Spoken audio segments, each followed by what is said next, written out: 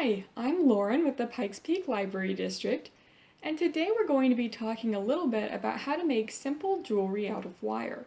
First, we'll talk a bit about techniques, and then we're going to test out making a simple wire-wrapped ring together.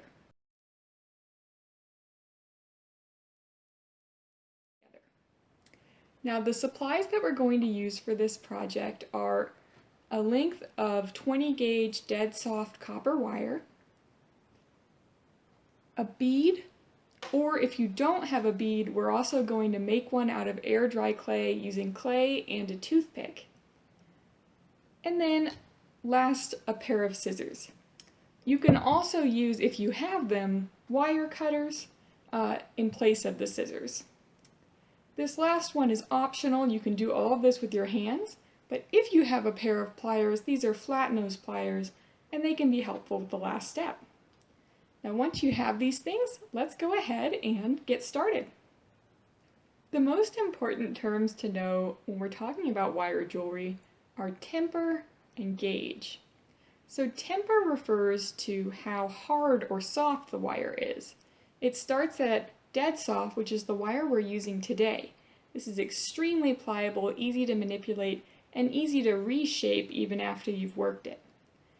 Then it goes up to half hard, full hard, and last of all, spring hard or memory wire, which is wire that will return to its original shape even after you've been working it.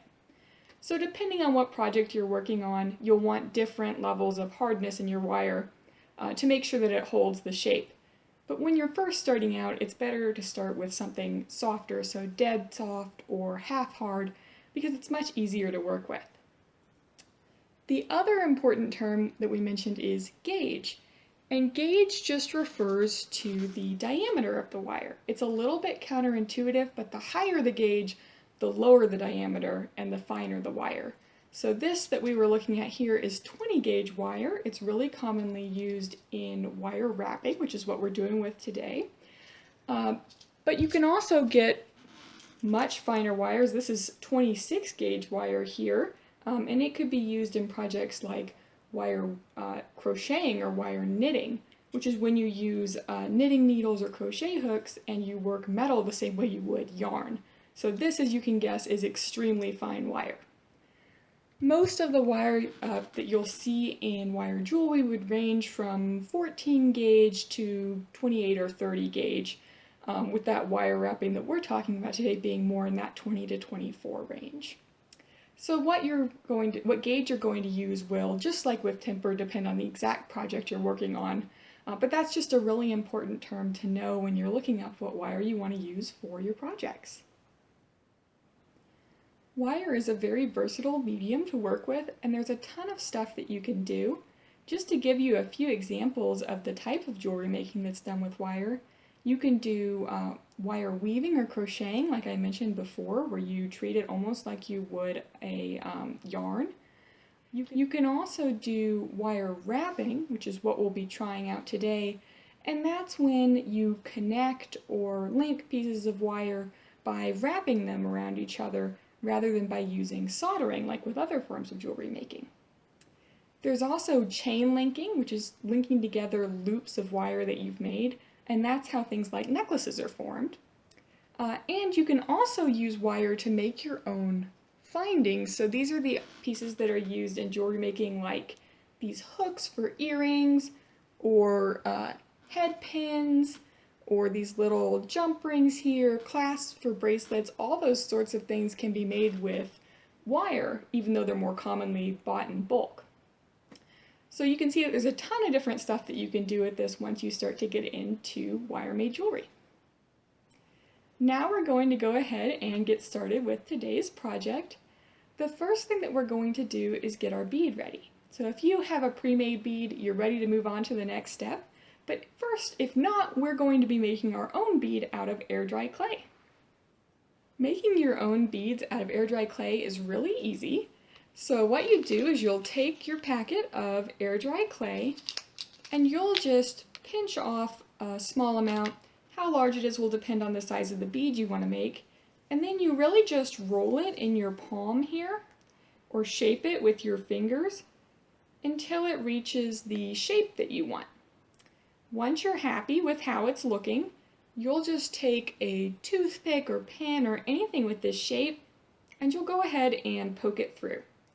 And you'll probably just want to rotate the toothpick a little bit here to make sure that you are getting a good sized opening on your bead that this wire can fit through. And you can test out the opening with the wire to make sure that it is large enough. When you're happy with how it looks, you can go ahead and just let it dry overnight. So it'll dry just for about 24 hours and then it'll be ready to use. If you want to, while it's still soft, you could score it with the toothpick, you could make patterns on it, or after it's dry, you could paint it. So there's a lot of things you could do with your bead depending on how you want it to look. Once you're happy, go ahead, set it aside, let it dry, and then we'll move on to this next step.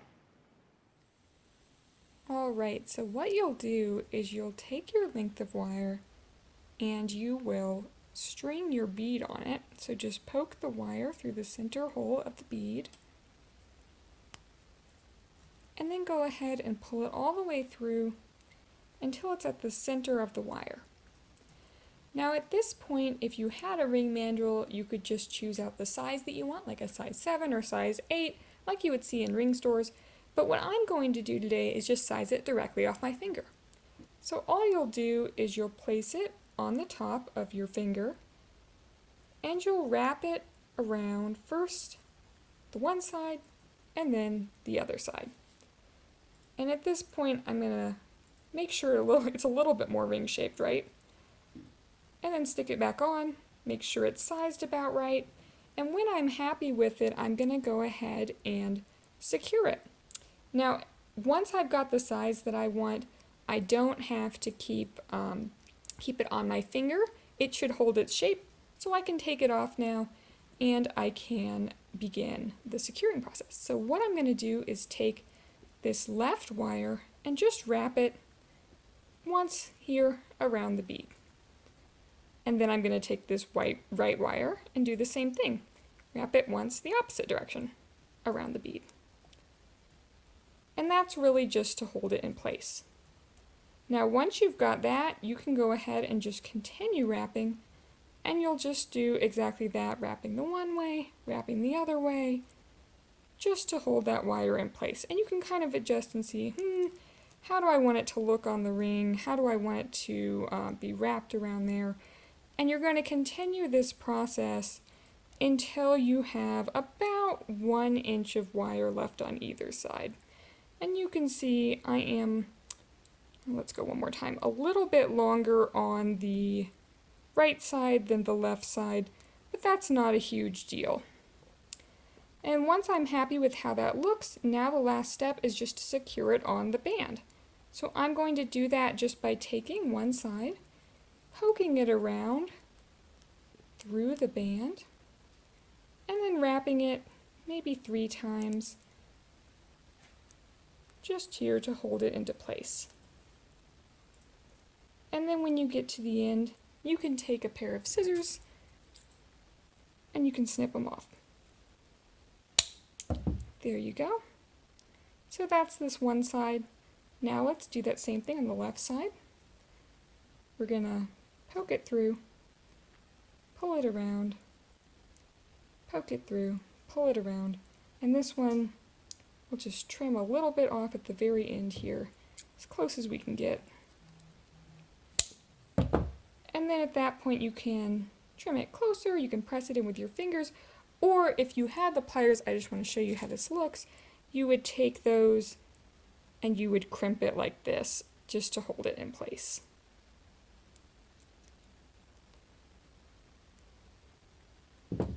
And once you've got those wrapped on there, and it looks the way you want it to look, you are all set, and you have got your ring. Alright, so you can see I've finished wrapping the ring and I've tucked those edges in, and now it is ready to wear. It's a pretty simple project, but you can see it turns out looking really nice, and there's a bunch of different stuff that you can do with this project if you wanted to practice using different shaped beads, maybe wrapping the wires over the top instead of just around the edge, wrapping even more around the band. There's a bunch of different ways you could change up this project and customize it according to what you want to do. So I hope this has gotten you interested in wire jewelry and wire wrapping. If it has, we have a bunch of different books that you can check out from the library down in the description of the video. And we also have a link to a LibGuide that we put together with even more jewelry making resources. And if you're wondering where you can access some of these tools, we actually have a partnership with the Manitou Arts Center downtown. Our Manitou Springs Library is co-located in their building, and they have a jewelry studio with a bunch of tools that you can use just with your library card. So if you stop by there during library hours, you could use the tools in that space and get started with some of these projects. Thanks for joining us today. I hope you enjoyed this project and you found a new hobby you want to try out. Please check out the resources down in the description, and if you enjoyed this, we have a bunch of other videos in this playlist if you want to try out some other projects. Have a great day!